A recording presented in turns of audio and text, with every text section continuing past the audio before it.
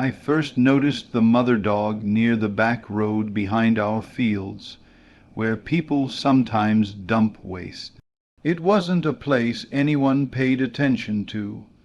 The dog stayed close to a broken wall, half hidden by weeds. At first I thought she was just another stray passing through, but when I slowed my bike I saw movement behind hers, small shapes pressed together. Puppies. She didn't bark or run. She just watched me, alert but exhausted, as if she didn't have the strength to react. Over the next few days I passed that road several times. Each time the mother dog was there, and the puppies remained tucked into the same spot. I began leaving some leftover food, flatbread or scraps of chicken, at a distance. She would wait until I stepped back before eating. The puppies stayed hidden at first, only their small noses peeking out. It was clear she didn't trust people, and I couldn't blame her for that. One evening I heard shouting from that direction. It wasn't unusual for people to pass through, but something about the noise felt different. When I reached closer, I saw two young men near the wall, throwing stones.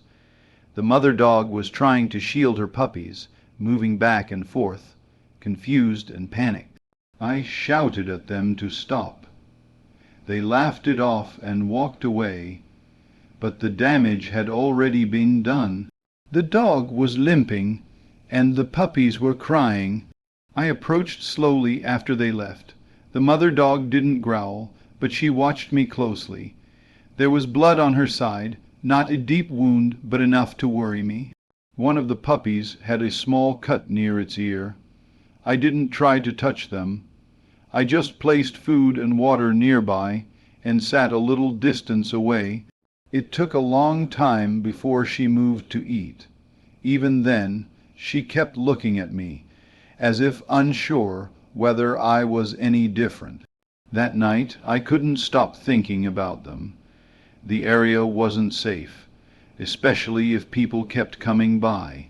The next morning I returned with an old blanket and a shallow container for water.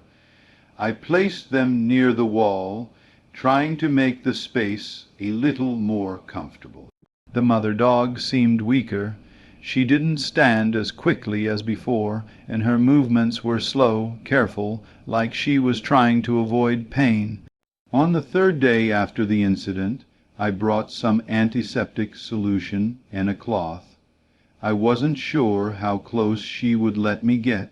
I sat quietly for a while, speaking softly, not making sudden movements. Eventually, she allowed me to move closer, though she stayed tense. I managed to clean the wound on her side. She flinched but didn't snap. It felt like she understood I was trying to help, even if she didn't fully trust me yet. The puppies began to come out more often. There were 4 of them, all small and thin, their ribs slightly visible. They were curious despite everything. They would come close to the food, then run back when I shifted. One of them had trouble walking properly, possibly from a minor injury. Watching them made me realize how vulnerable they were. They depended entirely on their mother, and she was already struggling. I knew I couldn't leave them there much longer. The problem was I didn't have a proper place ready. At home we had a small shed that we used for tools. I talked to my father about it. At first he hesitated. He worried about bringing stray animals too close to the house. But when I explained what had happened, he agreed we could at least try to help them temporarily. Moving them wasn't easy. The mother dog didn't want to leave the spot. She kept returning to the wall, even when I tried to guide her. It took time. I brought a sack and gently placed the puppies inside, one by one. They whimpered but didn't struggle much. The mother dog followed at a distance, watching every step. It took patience, but eventually she came along as I carried the puppies toward home. We set them up in the shed with the blanket and some food. The mother dog stayed near the entrance at first, unsure of the new place. She didn't eat immediately. She just watched everything, alert and tense. I left them alone for a while to give them space.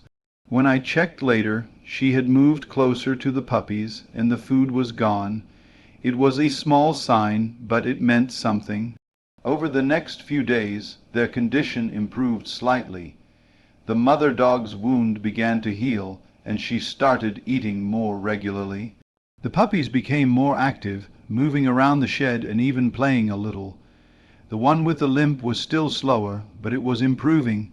I cleaned the shed daily and made sure they had fresh water. It wasn't much, but it was better than where they had been. Trust came slowly. The mother dog allowed me to come closer without stiffening. Sometimes she would even lie down while I was nearby, though she kept one eye open.